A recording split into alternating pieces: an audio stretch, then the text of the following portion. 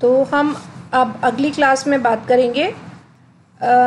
Definition मैंने आपको पिछली क्लास में बताई थी, और अब हम बात करेंगे ऐसे क्या घटक यानी फैक्टर्स हैं जो हमारे अंतर्राष्ट्रीय विपणन को कंट्रोल करते हैं। पहला है सामाजिक घटक। सामाजिक यानी कि ऐसे राष्ट्रीय वैधानिक शासन क्षेत्र, राजनीतिक व्यवस्था, वित्तीय व्यवस्था, विपणन ढांचा, संस्कृति, भाषा, जलवायु। हर देश की अपनी एक सामाजिक शैली होती है, यानी सामाजिक रूप से एक क्षेत्र बंधा हुआ आता है। मैं आपको एक एग्जाम्पल के तौर पे समझाऊंगी। हम भारत और पाकिस्तान की बात कर लें। भारत की संस्कृति, भाषा, हमारा जो इंफ्रास्ट्रक्चर है यानी हमारा ढांचा है, हमारी राजनीतिक व्यवस्था है, वो बिल्कुल अलग है एज़ कम्पेयर टू पाकिस्तान। और अगर हम पाकिस्तान की भी बात ना करें, वहाँ फिर भी हम ये कह सकते हैं कि हमारी संस्कृति बहुत कुछ मिलती जुलती है, या हमारी भाषा भी मिलती जुलती है, हमारी जलवायु भी मिलती है। लेकिन ठीक इसका अपोजिट, जैसे अगर हम बात करें, अगर भारत का और कंपेयर करूं मैं एक मुस्लिम कंट्री जैसे ईरान, इराक, जहाँ की राजनीतिक व्यवस्था बिल्कुल डिफरेंट है, वहाँ वित्तीय व्यवस्था बिल्कुल डिफरेंट है, उनका इंफ्रास्ट्रक्चर का लेवल बहुत अलग है, और उनकी संस्कृति, भाषा, जलवायु। तो ये कुछ सोशल फैक्टर्स हैं जो हमारे निर्यात और आयात दोनों को बिल्कुल बिल्कुल डिफरेंट तरीके से इसमें हम मतलब हमारा नियंत्रण नहीं है, इस घटक पे हमारा कोई नियंत्रण नहीं है। जैसा जिस देश का जैसा सामाजिक घटक होता है वैसा ही हमें निर्यात करना पड़ता है। दूसरा है आर्थिक घटक। आर्थिक घटक यानी हर देश के, हर राष्ट्र के कुछ नियम कानून होते हैं, उनकी अपनी आर्थिक व्यवस्था को देखते हुए उनकी वाणिज्यिक नीति अलग होती है। उनके तटकर, उनके लाइसेंस, गैर तटकर बाधाएं, ये सब उसी में आ जाती हैं। अपनी हर देश अपना एक आर्थिक व्यवस्था लेके चलता है। आर्थिक रूप से कोई देशों को तीन भागों में बांटते हैं। एक सबसे ऊपर होता है विकसित देश, फिर विकासशील देश, और फिर अविकसित देश। अब से अविकसित देश तो अब जैसे बहुत कम रह गए, 2-3 रह गए, बाकी ज़्यादातर विकासशील होते हैं। तो विकासशील देश अपने जैसे अगर आप जापान की बात करें, वो विकसित देश है, एक बहुत छोटा राष्ट्र होते हुए भी, लेकिन इसीलिए उनकी अपनी एक आर्थिक शैली है, उनका एक अपना लाइसेंसिंग प्रथा अलग है, उनके तटकर अलग हैं क्योंकि वो एक द्वीप है, तो उनके पानी के जहाज हैं, इसीलिए उनकी तटों की एक हमें लाइसेंस अलग देने पड़ते हैं। इसके बाद मैं आपका कंटिन्यू करूंगी। तीसरी चीज़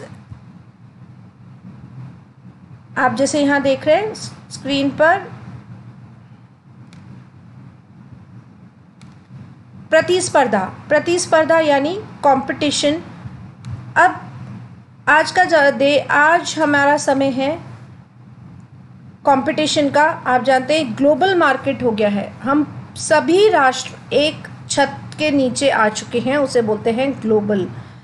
आयातक देश में प्रतिस्पर्धा हो गई क्योंकि एक ही चीज़ को खरीदने वाले बहुत हैं और एक ही चीज़ को बेचने वाले। प्रतिस्पर्धा किस में हो गई है? निर्यातकों में भी हो गई है, क्योंकि अगर आप ये सोचें कि मैंने जो प्रोडक्ट बनाया है या जो मेरा माल है वो मुझे ही आता है बनाना, या मैं ही इसको बना सकता हूँ या सकती हूँ, तो ऐसा नहीं है। आप जब मार्केट में उतरेंगे तो आप देखेंगे कई सारे आपको प्रतिस्पर्धी मिलेंगे जो आपके जैसे ही माल को बना रहे हैं।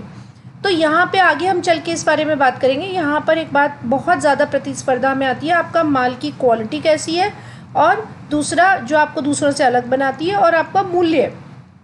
आपका माल बहुत अच्छा है और आप जानते हैं ये माल बहुत अच्छा है, और आपने अगर रिसर्च नहीं की है और आप उसको उसी एक पीस को 700 रुपये में बेच रहे हैं, और वही माल 550 रुपये में थोड़ा सा 19 होकर भी थोड़ा सा हल्की क्वालिटी है, लेकिन बहुत अंतर नहीं है, तो आप देखेंगे कि प्रतिस्पर्धा इतनी ज़्यादा है, कोई भी 700 रुपये का माल ना खरीद के 550 रुपये पर जाएगा।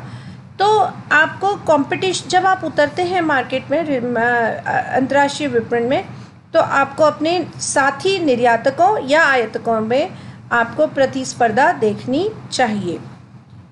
फिर एक देश के भीतर ही आपस में जितने निर्यातक हैं, जो मैं अभी बात करके चुकी हूँ, एक देश के भीतर भी कई सारे निर्यातकों के बीच में प्रतिस्पर्धा होती है। और इससे ऊपर वाला जो पॉइंट था उसमें ये था कई सारे देशों के निर्यातकों में, जैसे छोटे छोटे विकासशील देश हैं, फॉर एग्जांपल थाईलैंड है, हांगकांग है, चाइना है, इंडिया है, बांग्लादेश है। हम सभी के यहाँ से टेक्सटाइल्स यानी वस्त्रों का उत्पादन होता भी है। और क्योंकि यहाँ पर जॉब वर्क जिसे कहते हैं, कोई भी प्रोडक्शन बहुत अच्छा होता है, यहाँ जॉब वर्क सस्ती है, लेबर सस्ती है, इसीलिए जो आयातक देश हैं जैसे अमेरिका, कनाडा, यूरोप में ब्रिटेन, जापान, जो विकसित देश हैं, ये हमसे माल सस्ते से सस्ता खरीदना चाहेंगे।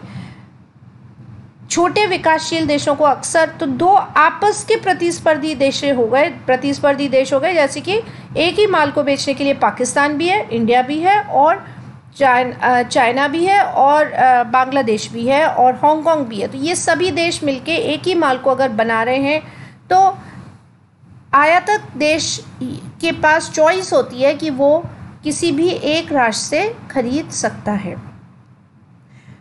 दूसरा उसके बाद आता है नेक्स्ट पॉइंट, लॉजिस्टिक्स यानी संभार तंत्र, यानी हमारी कैसी फैसिलिटी है।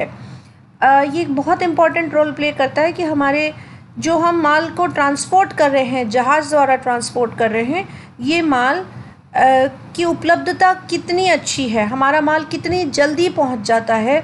अगर हमारे पास संभार तंत्र अच्छा है और हमारे फल फूल सब्जियां जो जैसे ख़राब होते हैं पेरिशेबल फूड्स, अगर ये हम 24 घंटे के भीतर अगर पहुंचा देते हैं, तो नेचुरली फिर ख़रीदने वाले देश उस ऐसी जगह से ख़रीदना ज़्यादा पसंद करते हैं जहाँ से माल जल्दी आ जाता है, जहाँ पे बहुत ज़्यादा तटकर नहीं होते, या बहुत ज़्यादा लाइसेंसिंग नहीं होती, या बहुत ज़्यादा वहाँ रोक टोक नहीं होती। देशों की मूवेबिलिटी अच्छी होती है, राष्ट्रों के बीच में संबंध अच्छे होना भी बहुत बड़ी बात है। फिर परिवहन की लागत अगर सस्ती से सस्ती होती है, तो नेचुरली कपड़ा क्या, कोई भी एग्जाम्पल जो मैं आपको दे रही हूँ, कोई भी प्रोडक्ट जो आपका उत्पाद है वो सस्ता अपने आप हो जाएगा, उसका मूल्य जो क्रय मूल्य है वो अपने आप कम हो जाएगा। फिर आता है नेक्स्ट जोखिम यानी कि राजनीतिक जोखिम। कभी भी आपने देखा होगा जब भी कोई आतंकवादी गतिविधियाँ होती हैं, तो अचानक राष्ट्रों में एक्सपोर्ट इंपोर्ट बंद हो जाता है, आपस में संबंध खराब हो जाते हैं। कई बार भूकंप है, महामारी है, अभी जैसे हम अभी लेटेस्ट एग्जांपल की बात करें, कोरोना पेंडेमिक, कोविड पेंडेमिक हमने कभी सोचा भी नहीं था अपनी ज़िंदगी में। तो ये एक ऐसा फैक्टर है, जिन देशों में बहुत ज़्यादा कोरोना या पेंडेमिक फैला हुआ है, तो वहाँ पे ना तो माल आयात हो रहा है, ना माल निर्यात हो रहा है। तो ऐसी कोई अचानक आने वाली चीज़ों को बोलते हैं जोखिम, जिनको हमें ध्यान में रखना पड़ता है। ऐसे घटक हैं जो आपके अंतर्राष्ट्रीय विपणन को पे फ़र्क डालते हैं। तो ये तो थी आपकी परिभाषा और घटक जो आपके अंतर्राष्ट्रीय विपणन पे असर डालते हैं।